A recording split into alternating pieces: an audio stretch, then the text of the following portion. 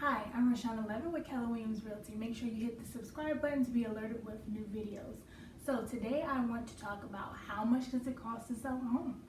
So there are realtor fees, attorney fees, inspections. You more than likely may have to pay for a termite inspection. Though the cost is not that much, though if you need treatment, it's going to cost between $300 to $500 depending on the severity of damage, and if it actually is damage to the home, you'll have to pay for that as well.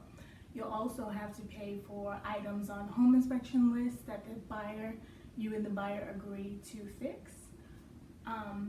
So typically it probably will rank up to 10% of the sales price, but I have a unique way of helping my sellers sell their homes fast and save a lot of money.